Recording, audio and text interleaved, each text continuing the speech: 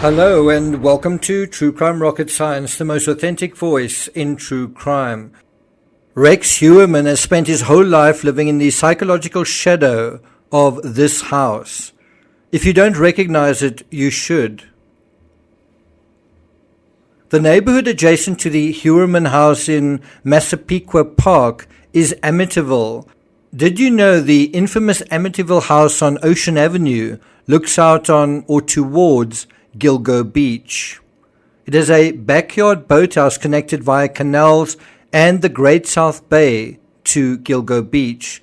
The road that it's on is the same road where 3 of the remains of 3 victims were found. The point is, the fabric of the Long Island serial killer overlaps with that of the Amityville horror. I mean, literally. The suburban and coastal fabric are contiguous. But the part that's easy to miss is the psychology of place, and the psychology of structures. If you're not sure what I'm driving at, think of how the Amityville horror has always been represented by a house. The house symbolizes the horror. Some people have tried to imagine that the house itself is a living thing, haunted in some way. And so, why isn't the same thing the case when it comes to the Heuermann house? Not that it's haunted, but that it's a symbol of a particular psychology. Before we get to that, if you haven't subscribed to the channel, please do. For those interested in my coverage of the Titan submersible disaster, I will be following up this video with part 2 in that little piece I was doing on Stockton Rush, what was driving him. So look out for that. And if you're enjoying this episode, please like, share, leave a comment. You can also hit the thanks button. And let's get started.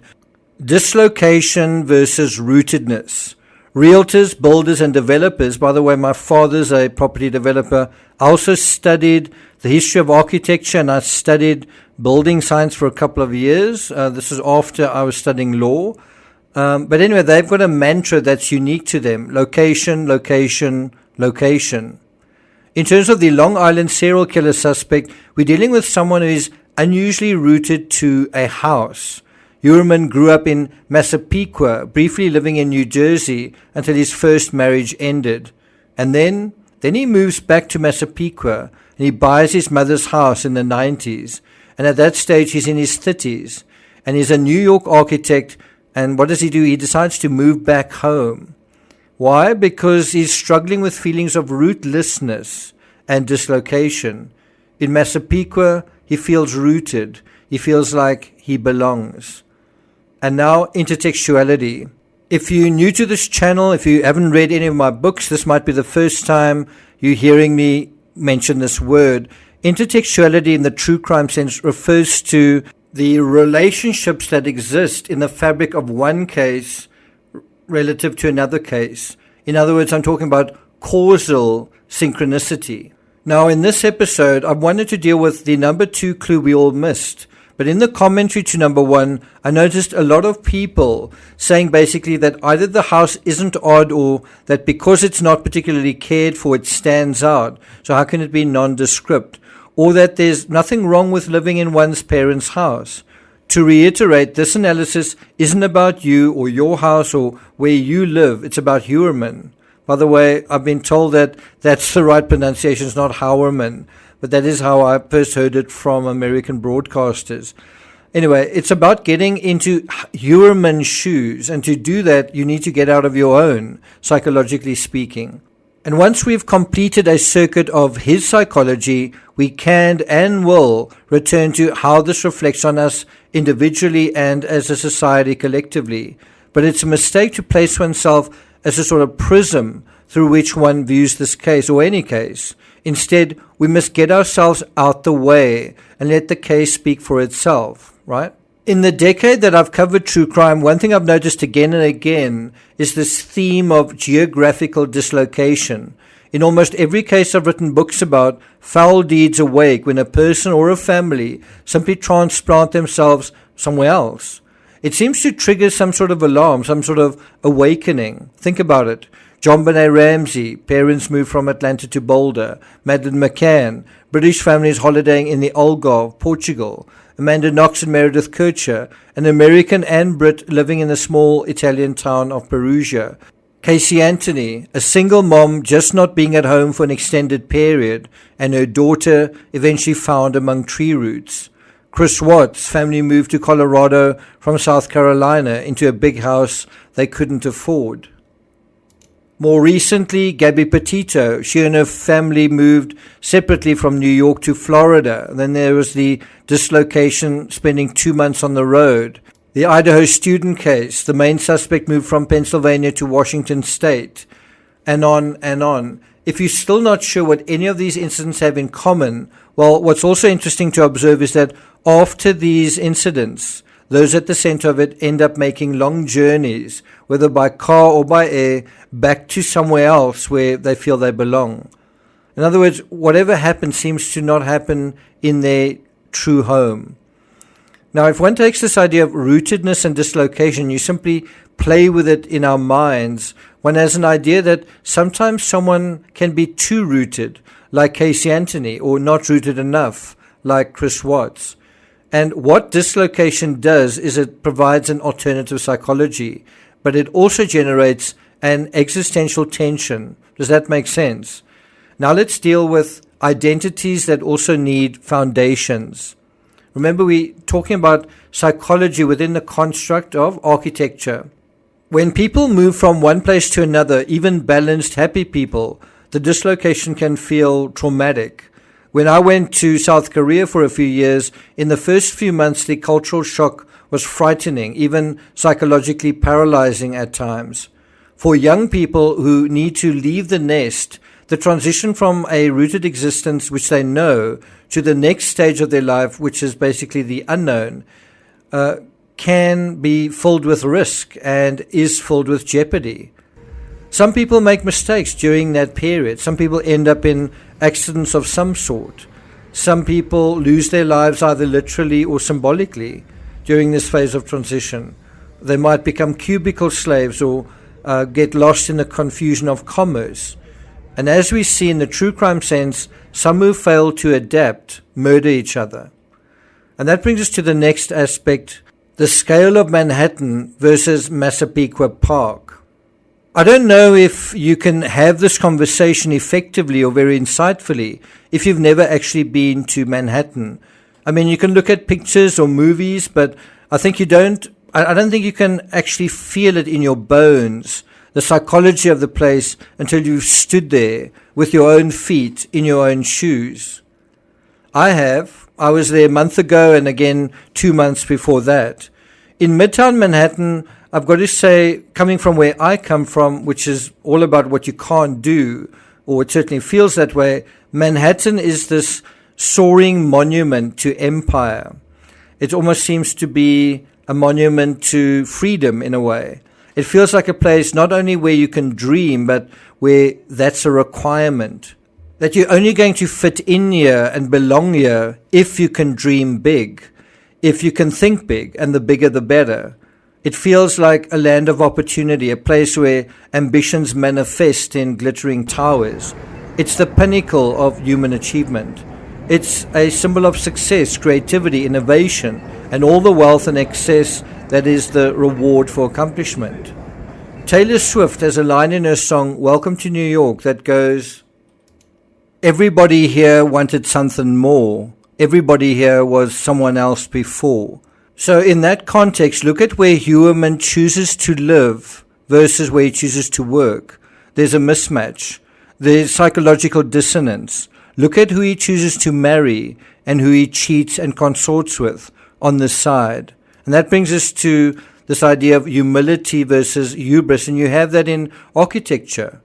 There's an aspect to Manhattan that is daunting, perhaps even taunting. The taunt may be, who do you think you are, little man? Or you can want who you want, so who is it that you want? Which is also a line from that same Taylor Swift song. Well, the first part of it anyway. Architecture is all about surfaces, edifices, exteriors, and facades. Sure, there are interiors that can be ripped out, rebuilt, redone, but the exterior is really what gets people. How tall, how glitzy. In fact, when you walk from Midtown Manhattan to Lower Manhattan, you can feel a shift in the fabric of the city. Same as when you head from Midtown to Upper Manhattan. West 36th, which is the street where Heuermann's offices are. It's also the same street where I stayed in a hotel during both my visits. That street neighbors Hell's Kitchen, also Times Square, Madison Square Garden, Macy's, the Empire State Building, and the Chrysler Building. They're all in that sort of area. There are art galleries like the Met, the Museum of Modern Art, that are just a walk away. Also the Guggenheim. They contain some of the most expensive art in the world. Monet, Manet, Van Gogh, Cézanne, Picasso, you name it. It's a place of, this part of the world is a place of incredible resources and prestige, so that even being in New York is something to say. But then you go back to this in Massapequa Park. Heuermann was walking the tightrope constantly between humility and hubris. The serial killer in this psychology is acknowledging his own hubris. But if a man has to hire prostitutes in order to satiate a particular desire, and every time he wants to satiate that particular desire, then it suggests something inside that home was not just humble but pathetic. The home in Massapequa Park, something inside it was pathetic. And so he goes from viewing pornography at home to heading to the towers and castles and princesses of Manhattan, there and back again, day after day. So where is his center? Where is the center of this person? And that brings us to the psychology of architecture. Have you ever read the book The Fountainhead by Ayn Rand? It's a book about architecture, and since much of it is based on the architecture of New York in the 1920s, well, it's architecture on steroids. What you learn from Rand's book is that there is a psychology to architecture. A building, like the man who dreams it, like the man who conceives it and executes it, can be practical, modest, and functional, or it can be impractical, immodest, and basically an ode to hubris. Cathedrals and skyscrapers are good examples of buildings that are trying to express man's ideas of his own preeminence. In The Fountainhead, the two principal architects are roommates, and so too are they in Heuermann. Heuermann, certainly in my opinion, is both Ayn Rand's fierce individualist, Howard Rourke, and the conformist and the cowardly Peter Keating. Rourke is the beast, Keating the vacuous pretender. In Heuermann, they both exist in the same person. And that brings us to this schism between the public face and the private reality, this tension between Rourke and Keating. How is it going to be resolved? What happens when the bridge between parts of ourselves becomes a bridge too far? What happens when who we are and who we think we are becomes a bridge too far? Well, the center cannot hold. Things fall apart. How do you pick up the pieces? And it's within this Colosseum that the ogre must find his way, an architect stomping his way below the world's greatest and highest buildings, the world's tallest fairy tales. That's what gives life to this nightmare. Great buildings like men with dreams that amount to tall orders, like the World Trade Center. Well, they've also got to be filled and occupied and be lived in. And so if you're a man and your center cannot hold, what are you going to fill it with? How are you going to pull it back together? How are you going to pull yourself back together? And that brings us to plan and execute. Real things for an architect start in a way seldom as they start for anyone else. It starts as an idea or the seed of an idea. Then it germinates into lines. Then those lines become flesh. They become structures, and then skeletal cages, and then a skin is put onto them, and they become recognizable soaring towers of brick and steel and cement and glass. This formula is repeated again and again, and sometimes in order for a tower to rise, another must fall. In order for a home to be renewed, the innards of the old one must be gutted out. And so I'm going to conclude with this last section, is it in the news? I believe Ashley Banfield and many others misunderstood the significance of Heuermann's first words to law enforcement. Probably his first thoughts were whether there was still a chance of him holding on to his life and his wife, because that is principally who he is. the ordinary creature moving around impotently in the shadows. When he was told yes, that it's in the news, he likely knew his life was over in that moment, because it meant a secret he'd been carrying with him for decades. Well, wasn't that finally going to be exposed? Each day that passes, another layer of that colossal, putrid, decaying onion is revealed. Those layers took years and years of darkness to lay down, and prior to that, years of malcontent to awaken. If he is the monster law enforcement believe him to be, then he loses the life he has assembled, an expensive price to pay for being consumed by a particular brand of antisocial addiction. The man who worked beneath towering symbols of freedom now won't be one himself, if he ever was. I'm not going to take it further than that, but I do want you to start thinking about his motive. What do you think the motive is in this case? Basically, in a word or two. Once again, those who are waiting for the part 2 to my submersible coverage, by the way, thanks a lot for listening this far, if that's you. The next video on that should be coming out later this evening in a couple of hours, so keep your eyes peeled. Thank you for listening, and I'll see you guys next time.